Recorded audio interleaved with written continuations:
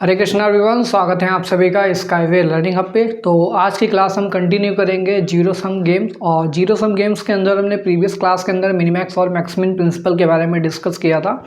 तो मिनीमैक्स और maxmin principal क्या कहता है कि हमारे पास अगर 2% गेम है, ठीक है, यानी कि जिसमें 2 ही प्लेयर्स हैं और प्योर स्ट्रैटेजी गेम है, ठीक है, यानी कि मिक्स्ड स्ट्रैटेजी अगर नहीं है तो प्योर स्ट्रैटेजी के लिए 2% गेम के लिए हमने ये क्राइटेरिया पढ़ा था।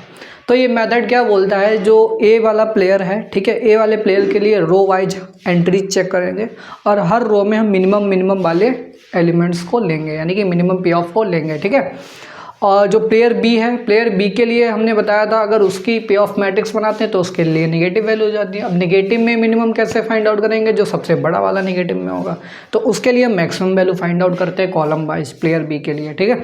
तो यहाँ पर क्वेश्चन में आपको क्या करना है, रो वाइज मिनिमम वैल्यू को फाइंड आउट करना है, ठीक है, हर रो के अंदर, और मिनिमम वैल्यू को सर्कल से यहाँ पर क्लोज करेंगे, इनक्लोज करेंगे, और कॉलम वाइज मैक्सिमम वैल्यू को निकालना है, उसको स्क्वायर से इनक्लोज करेंगे।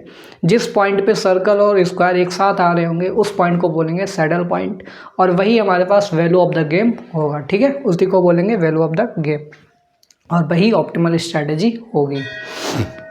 तो स्टार्ट करेंगे, कंटिन्यू करेंगे, बट इससे पहले अगर आप लोग हमारे चैनल पर नए हैं तो प्लीज़ चैनल को सब्सक्राइब कर लीजिए और बेल आइकन भी प्रेस कर लीजिए, ठीक है। तो आज हम क्वेश्चंस देखेंगे जीरो सम गेम्स के। तो यहाँ पर क्वेश्चन है, solve the following games, solve the following games. Question बिल्कुल डिक्टो सेम ऐसे ही लिखा हुआ आएगा आपके एग्जामिनेशन में, यूनिवर्सिटी एग्जाम में, कि solve the following game.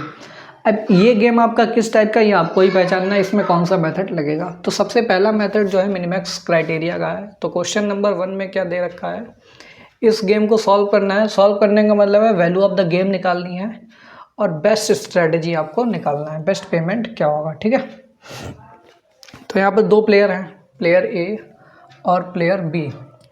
Player ए के पास 3 स्ट्रैटेजी हैं, 1 2 3। ऐसे प्लेयर बी के पास भी 3 स्ट्रेटेजी अवेलेबल है, 1 2 3। हर स्ट्रेटेजी के लिए अलग अलग पे ऑफ अवेलेबल है, -3 -2 6 2 0 2 5 -2 -4। एक क्वेश्चन हम सॉल्व करके बताएंगे, बिल्कुल सॉल्यूशन इसका लिखना कैसे है आपको। सबसे पहले आप लिखेंगे in the given game, in the given game we are required. कोई भी गेम का क्वेश्चन आए उस गेम में सबसे पहले आपको सैडल पॉइंट निकालना है। We are required to find the saddle point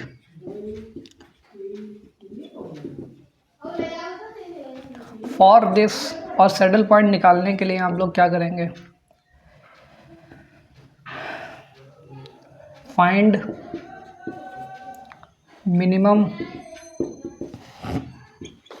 पे of, find minimum payoff, find minimum पे ऑफ इन ईच रो। हर रो के अंदर आपको मिनिमम पे ऑफ निकालना है, and enclose them in a circle. और उसको किस में इनक्लोज करना है, सर्कल में इनक्लोज करना है, ठीक है। दूसरा पॉइंट क्या है, find maximum pay of in each column. हर कॉलम के अंदर मैक्सिमम पे ऑफ निकालना है, ठीक है, in each column, and enclose them. और उनको किस में इनक्लोज करना है, enclose them in a square, ठीक है। तीसरा पॉइंट क्या है, a cell entry, a cell entry which includes. एक ऐसी सेल एंट्री जिसके अंदर होगा both circle and square is known as saddle point. तो एक ऐसा सेल एंट्री जिसमें स्क्वायर और सर्कल दोनों एक साथ कोइंसाइड करेंगे उसी को बोलेंगे सैडल पॉइंट। ठीक है, तो इतना पॉइंट लिखने के बाद आपको प्रोसीजर फॉलो करना है। ठीक है, प्रोसीजर में क्या है, आपको फिर से एक यही जो गेम का है इसका मैट्रिक्स बनाना होगा आपको। ठीक है, पे ऑफ मैट्रिक्स बनानी है, -3 -2 6, फिर इसके बाद 2 0 2 5 -2 -4। ये प्लेयर बी है, ये प्लेयर ए है। ठीक है, 1 2 3 1 2 3। ठीक है, अब रो वाइज मिनिमम कौन सा है, निगेटिव में जो सबसे बड़ा है यानी कि -3 मिनिमम है, इसको सर्कल करना है। सेकंड रो में मिनिमम कौन सा है, 0 है। थर्ड रो में मिनिमम कौन सा है, -4 है। अब कॉलम वाइज मैक्सिमम निकालना है, तो मैक्सिमम कौन सा है, 5 है फर्स्ट कॉलम में। सेकंड कॉलम में मैक्सिमम 0 है। थर्ड कॉलम में मैक्सिमम 6 है। तो यहाँ पे आपको देखने को मिल रहा है सर्कल और स्क्वायर इस वाली सेल एंट्री के अंदर आ रहा है, यानी कि 0 हमारे पास इस गेम की वैल्यू हो जाएगी। ठीक है, तो यहाँ पे क्या लिखेंगे, here we find saddle point as the pair. यहाँ पर सैडल पॉइंट वाला पेयर कौन सा है, ये सेकंड स्ट्रेटजी ए के लिए और बी के लिए भी सेकंड स्ट्रेटजी। ठीक है, तो सेकंड स्ट्रेटजी जो निकल के आ रही है यही हमारे पास क्या हो जाएगा, सैडल पॉइंट हो जाएगा। That is value of the game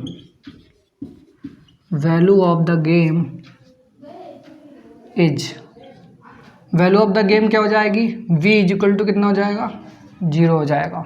v is equal to कितना हो जाएगा हमारे पास, 0 हो जाएगा। ठीक है,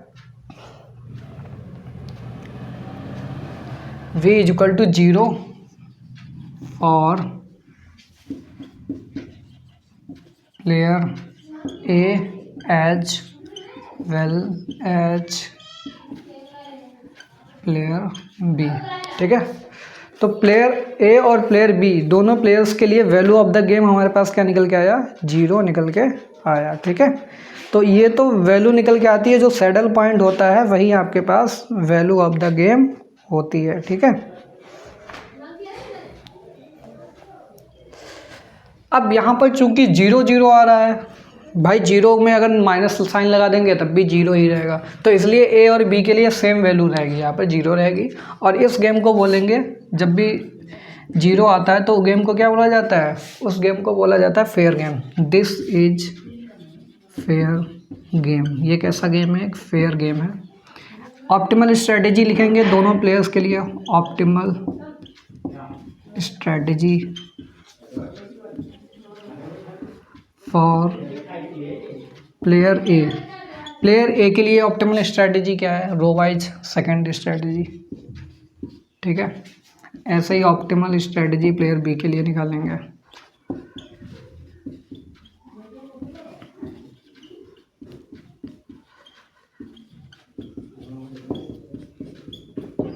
सेकंड। ठीक है, तो फर्स्ट प्लेयर के लिए भी सेकंड स्ट्रेटजी बेस्ट है और बी वाले प्लेयर के लिए भी सेकंड स्ट्रेटजी बेस्ट है।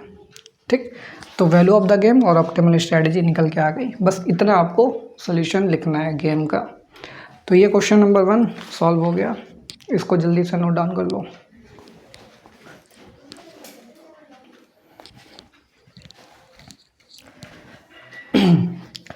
चलिए, इसके बाद हम सेकंड क्वेश्चन पे आएंगे।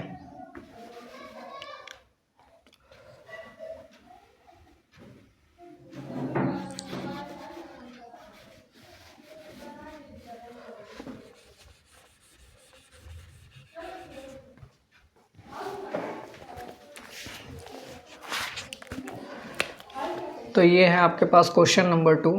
ठीक है, यहाँ पर फिर से हमारे पास 2 प्लेयर हैं, प्लेयर ए प्लेयर बी।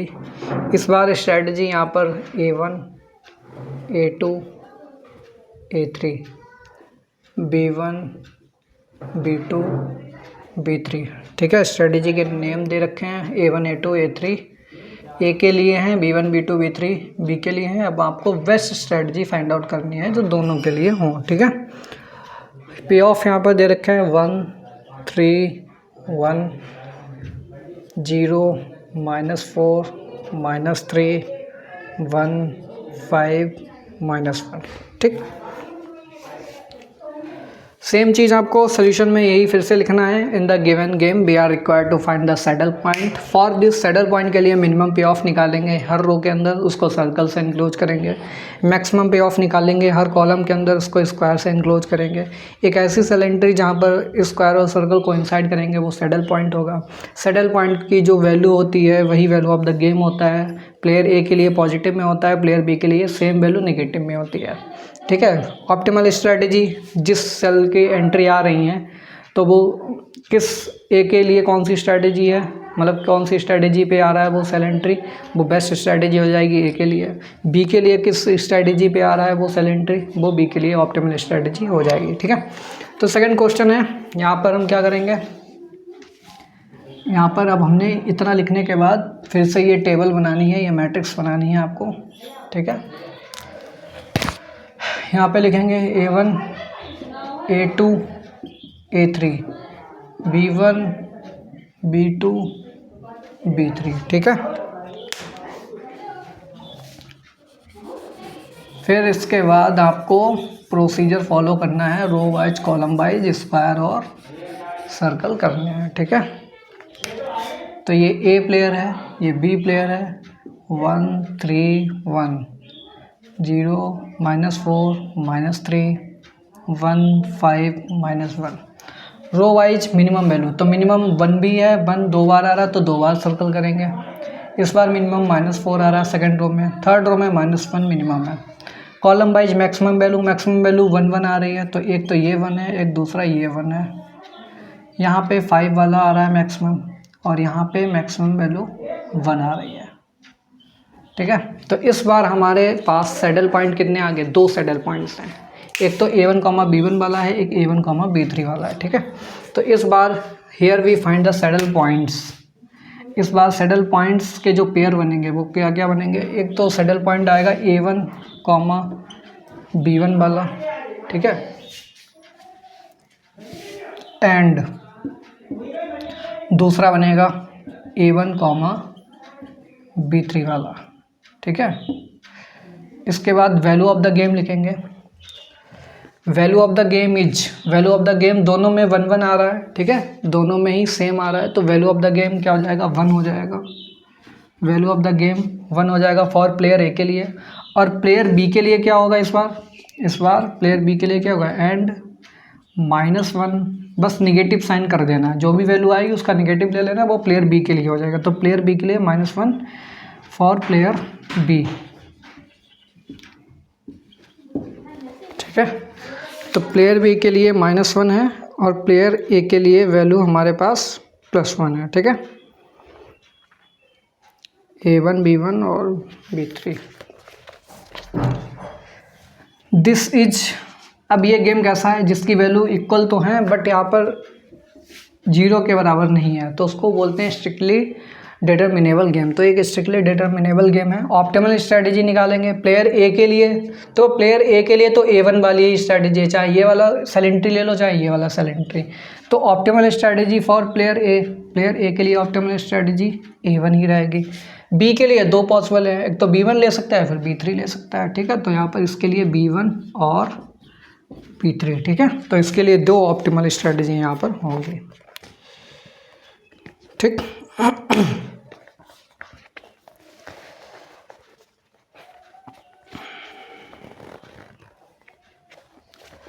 चलिए नेक्स्ट क्वेश्चन, क्वेश्चन नंबर 3।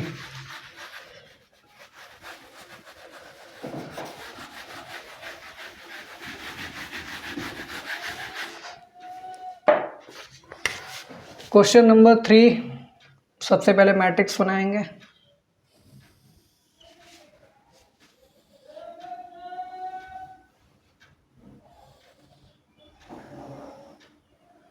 ठीक है, प्लेयर ए प्लेयर बी। इस बार स्ट्रेटजी कितनी कितनी है, 5 5 है। तो 1 2 3 4 5, 1 2 3 4 5, ठीक है। पे ऑफ लिखेंगे 4 0 1 7 -1 0 -3 -5 -7 5, ठीक है। 3 2 3 4 3 -6 1 -1 0 5 0 0 6 0 0, ठीक है। इस बार 5 स्ट्रैटेजी हैं भाई, प्लेयर 2 ही हैं आपके पास। फिर से आपको सोल्यूशन में क्या लिखेंगे, ये 3 पॉइंट तो लिखने ही, हर क्वेश्चन के अंदर 3 पॉइंट लिखने हैं। अब इसके बाद हम क्या करेंगे, यहाँ पर फिर से बनानी पड़ेगी, तो हम इसी में ही सोल्यूशन वाली टेबल जो है इसी को ही मान के हम यहाँ पर सॉल्व करेंगे, ठीक है। आपको क्या करना है, यही टेबल फिर से बनानी है, बट हम इसी में सॉल्व करेंगे। तो रो वाइज मिनिमम निकालना है, तो मिनिमम इस बार क्या आ रहा है, सबसे छोटा -1। सेकेंड रो में मिनिमम -7। थर्ड रो में मिनिमम आ रहा है आपके पास 2। फोर्थ रो के अंदर आपके पास -6। और इस रो के अंदर आपके पास मिनिमम तो भाई 1 2 3 4 0 4 बार आ रहे हैं, तो 4 सर्कल आपको करने पड़ेंगे, ठीक है। कॉलम वाइज मैक्सिमम निकालना है, तो मैक्सिमम 4 आ रहा है फर्स्ट कॉलम में। सेकंड कॉलम में मैक्सिमम 2 आ रहा है, ठीक है। थर्ड कॉलम में मैक्सिमम 6 आ रहा है, ओके। फोर्थ कॉलम में 7 आ रहा है, और लास्ट वाले कॉलम के अंदर 5 5 2 बार आ रहा है। तो यहाँ पर कोइंसाइड केवल एक ही सेल के अंदर हो रहा है, 3,3 वाली सेल के अंदर हो रहा है, ठीक है। तो here we find the saddle point as the pair. Saddle point वाला पेयर कौन सा हो जाएगा, 3,3 हो जाएगा, 3,3, ठीक है। तो 3,3 हो जाएगा, और वैल्यू ऑफ द गेम क्या हो जाएगी, and value of the game is, value of the game क्या हो जाएगी, 2 के बराबर है, तो 2 हो जाएगा फॉर प्लेयर ए, और प्लेयर बी के लिए क्या हो जाएगा, -2 हो जाएगा फॉर प्लेयर बी, ठीक है। तो प्लेयर ए के लिए +2 और प्लेयर बी के लिए -2 वैल्यू ऑफ द गेम हो जाएगा, ठीक है।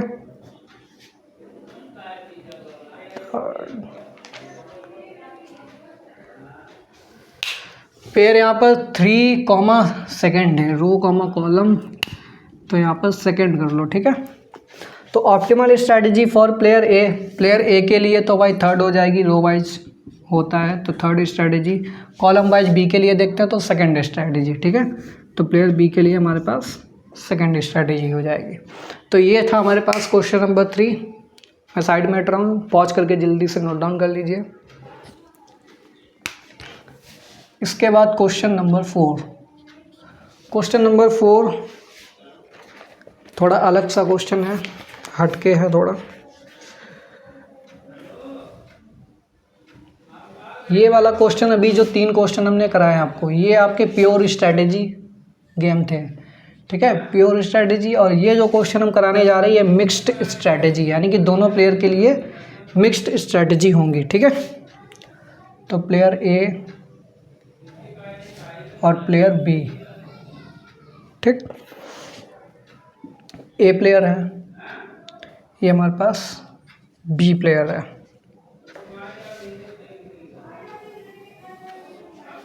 प्लेयर बी के लिए स्ट्रैटेजी कितनी है, B1 B2 B3 B4, ठीक है। ऐसे ही आपके लिए प्लेयर ए के पास कौन कौन सी स्ट्रैटेजी हैं, A1 A2 A3। तो ये मिक्स्ड स्ट्रैटेजी का क्वेश्चन है। पे ऑफ दे रखे हैं 0 1 3 5, -5 2 4 5, -2 -3 -4 -2।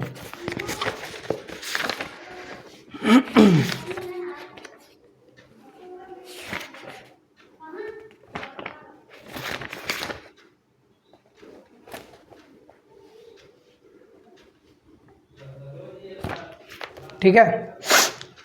प्रोसीजर बिल्कुल सेम रहने वाला है। यही लैंग्वेज आप लिखेंगे कि मिनिमम निकालना है रो वाइज और मैक्सिमम निकालना है कॉलम वाइज। तो इसका सोल्यूशन इसी के अंदर हम कर रहे हैं। रो वाइज मिनिमम निकालना है तो मिनिमम फर्स्ट रो के अंदर 0 आ रहा है, इसको सर्कल करना है। सेकंड में -5 आ रहा है, थर्ड रो के अंदर -4 मिनिमम है। कॉलम वाइज मैक्सिमम वैल्यू 0 आ रही है फर्स्ट कॉलम में, इस कॉलम में 2 आ रही है, इस कॉलम के अंदर 4 आ रही है, लास्ट वाले कॉलम के अंदर 5 2 बार आ रहा है, तो 2 बार स्क्वायर करेंगे। अब देखिए दोनों कोइंसाइड केवल A1, B1 पे ही हो रहे हैं। तो यहाँ पर फिर से आप लिखेंगे here we find the saddle point as. तो सैडल पॉइंट वाला जो पेयर है वो कौन सा है, A1, B1, ठीक है। और A1, B1 की वैल्यू किसके इक्वल है, 0 के इक्वल है। तो ये वैल्यू ऑफ द गेम क्या हो जाएगी, 0 हो जाएगी for player A as well as for player B, as well as for player B. तो प्लेयर ए और प्लेयर बी के लिए यहाँ पर value of the game same ही रहेगी क्योंकि 0 है। तो 0 को अगर निगेटिव भी करेंगे तब भी 0 ही रहने वाला है।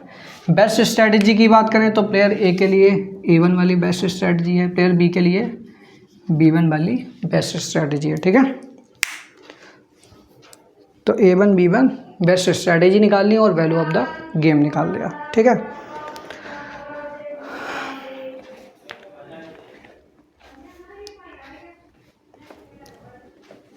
इसके बाद एक क्वेश्चन नंबर 5 पे आते हैं।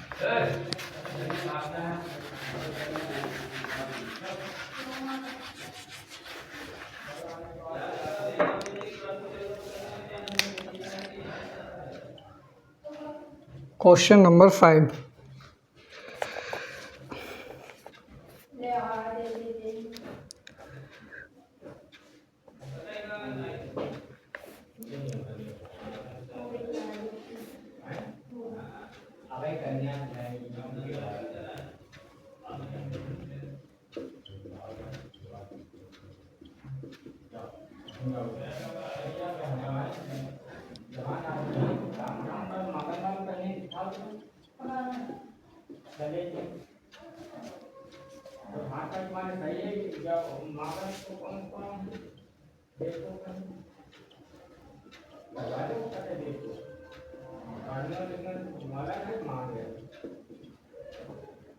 ठीक है। तो यहाँ पर बोल रहे हैं किस वैल्यू के लिए, लैम्डा की किस वैल्यू के लिए गेम आपके पास स्ट्रिक्टली डिटर्मिनेबल होगा। तो स्ट्रिक्टली डिटर्मिनेबल गेम ऐसा होता है जिसमें value of the game equal होती है बट नॉट इक्वल टू 0 हो। क्या हो, नॉट इक्वल टू 0 हो। सबसे पहले इसकी पे ऑफ मैट्रिक्स देख लेंगे हम। पे ऑफ मैट्रिक्स क्या है, ये प्लेयर ए है और ये आपके पास प्लेयर बी है, ठीक है। दोनों के लिए स्ट्रैटेजी दे रखी है x बाई जेड, इसके लिए p q r, ठीक है। लैम्डा 6 2 -1, लैम्डा -7 -2 4 और ये लैम्डा। तो यहाँ पर बताओ लैम्डा की क्या वैल्यू हो कि हमारे पास ये स्ट्रिक्टली डिटर्मिनेबल हो। तो रो वाइज हम चेक करेंगे। रो वाइज हमें क्या चाहिए, मिनिमम वैल्यू चाहिए। रो वाइज हमें क्या चाहिए, मिनिमम वैल्यू चाहिए, ठीक है। तो फर्स्ट रो के अंदर अगर मिनिमम देखें 6 2 में, तो 2 मिनिमम है हमारे पास। लेकिन ये लैम्डा तो कुछ भी हो सकता है ना, ठीक है। तो ये लैम्डा को भी हमें यहाँ पर मेंशन करके चलना है कि लैम्डा क्या हो सकता है कि लैम्डा 2 के बराबर हो जाए या फिर 2 से छोटा हो। अगर 2 के बराबर है तो 2 ही मिनिमम हो जाएगा इस रो के अंदर। अगर 2 से छोटा है तो लैम्डा वाला मिनिमम होगा, ठीक है। तो पहली पॉसिबिलिटी क्या है, यहाँ पर केस लिखेंगे। यहाँ पर lambda less than equal to 2 हो सकता है, ठीक है। अब आ जाओ सेकंड रो के अंदर आ जाओ।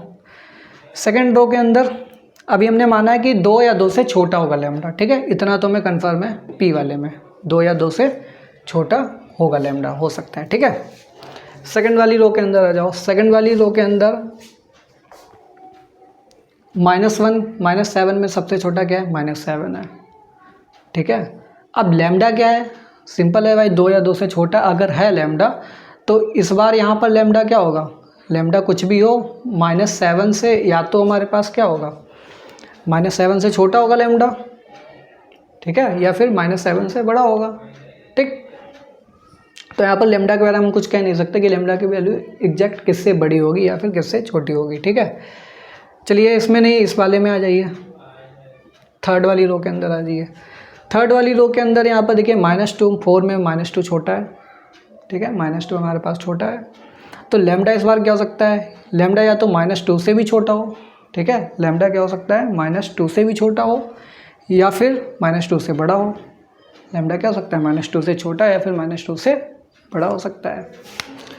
तो अगर हम यहाँ पर बात करें थर्ड रो के अंदर, तो थर्ड रो के अंदर जो लेमडा है, लेमडा की value greater than equal to -2 हो सकती है, ठीक है। अच्छा, इक्वल टू -2 क्यों नहीं हो सकती है, इक्वल टू -2 इसलिए नहीं हो सकती क्योंकि लेमडा यहाँ पर हमने एज्यूम करके चला है कि 2 के भी इक्वल हो सकती है। अगर 2 के इक्वल है तो वही -2 के इक्वल तो होगी नहीं, यानी कि -2 से तो बड़ी होगी। थर्ड आ जाओ, थर्ड वाले में क्या है, आप कॉलम वाइज चेक कर लेते हैं। कॉलम वाइज मैक्सिमम वैल्यू चाहिए, तो मैक्सिमम के लिए -2 -1 से तो बड़ा ही है, -1 बड़ा है भाई -2 से। और लेमडा क्या है, लेमडा यहाँ पर हमारे पास अगर -1 से भी बड़ा हो जाए या -1 के इक्वल हो जाए तो लेमडा की वैल्यू -1 या 1 के इक्वल ले सकते हैं, ठीक है। तो यहाँ पे क्या लिखेंगे, lambda greater than equal to -1, ठीक है, -1 या -1 से बड़ा भी हो सकता है, ठीक है। तो -1 या 1 से बड़ा है, 2 या 2 से छोटा है, ठीक। तो सेकंड कॉलम में लेमडा की वैल्यू अगर हम मैक्सिमम चेक कर रहे हैं 6 और 6 से बड़े होना चाहिए, तो यहाँ पर तो फेल हो जाएगा, 6 से बड़ा तो हम यहाँ पर कोई भी कंडीशन में नहीं आ रहा। अगर इस वाले में बात करें, इस वाले में लेमडा 2 से बड़ा होना चाहिए, 2 से बड़ा तो हमने लिया ही नहीं कहीं पर।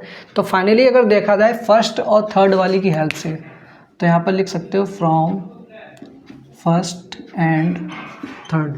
फर्स्ट और थर्ड की हेल्प से हम बोल सकते हैं कि जो लेमडा है, लेमडा की वैल्यू -1 इससे बड़ी हो सकती है और 2 या 2 से छोटी हो सकती है, ठीक है। तो इसकी रेंज क्या हो जाएगी हमारे पास, -1 और 2 के बीच में लेमडा लाई करेगा, ठीक है, -1 और 2 के बीच में यहाँ पर लेमडा लाई करेगा। इसके बीच की कोई भी वैल्यू -1 डाल लो, 2 भी डाल लो या फिर 0 डाल लो, 1 डाल लो, ठीक है। इन वैल्यूज़ के लिए ये गेम कैसा होगा, स्ट्रिक्टली डिटर्मिनेबल गेम हो जाएगा, ठीक है। तो यही फाइनली आपको वैल्यू निकालनी थी। बाकी आपको इसमें बेस्ट स्ट्रेटजी नहीं फाइंड आउट करनी, इसमें केवल लेमडा की वैल्यू आप लोगों को फाइंड आउट करनी थी। इसका वैसे एक डिटेल्ड मेथड है, डिटेल में कैसे इसको सॉल्व करेंगे, बट मैंने आपको यहाँ पर शॉर्ट में समझा दिया कि लेमडा की वैल्यू कैसे फाइंड आउट की जाती है। मिसिंग वैल्यू दे रखी होंगी यहाँ पर, इस टाइप के क्वेश्चन हैं। इस टाइप के क्वेश्चन यूनिवर्सिटी एग्जाम में आते नहीं हैं, तो एग्जाम पॉइंट ऑफ व्यू से इंपॉर्टेंट है नहीं ये क्वेश्चन। इससे पहले जो भी 4 क्वेश्चन कराए वो काफ़ी इंपॉर्टेंट थे एग्जाम पॉइंट ऑफ व्यू से, तो उन क्वेश्चंस की प्रैक्टिस तो आप लोग ज़रूर ही कर लीजिएगा, ठीक है। तो मिलते हैं नेक्स्ट क्लास में। नेक्स्ट क्लास में हम यहाँ पर स्टार्ट करेंगे डोमिनेंस रूल, एक नया चैप्टर, ठीक है। अब यहाँ पर हमने एक मेथड पढ़ लिया है, पहला मेथड पढ़ा हमने मैक्सिमिन एंड मिनिमैक्स क्राइटेरिया, ठीक है। मैक्सिमिन और मिनिमैक्स क्राइटेरिया पढ़ लिया है। इसके बाद जो अगला चैप्टर है, अगला चैप्टर में हम एक और नया मेथड पढ़ेंगे जिसको बोलेंगे डोमिनेंस रूल। क्या बोलेंगे उसको, डोमिनेंस रूल बोलेंगे, ठीक है। तो डोमिनेंस रूल का हम अप्लीकेबल कब करेंगे, ताकि हम इस मैट्रिक्स को रिड्यूस कर पाएँ, ठीक है। ये इस मेथड को मैट्रिक्स रिडक्शन मेथड भी बोलते हैं, मैट्रिक्स रिडक्शन मेथड, ठीक है। तो मैट्रिक्स रिडक्शन मेथड, अब ये मैट्रिक्स जितनी छोटी हो जाएगी उतना ही आसान हो जाएगा हमारे पास सैडल पॉइंट निकालने के लिए।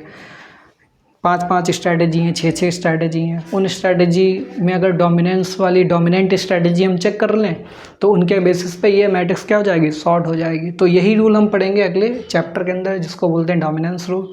तो नेक्स्ट क्लास में एक नया मेथड पढ़ेंगे। इस तरीके से बहुत सारे मेथड आपको अभी गेम थ्योरी के अंदर पढ़ने हैं। तो एक मेथड कंप्लीट हो चुका है, सेकंड मेथड नेक्स्ट चैप्टर में स्टार्ट करेंगे। तब तक के लिए thanks for watching, have a good day.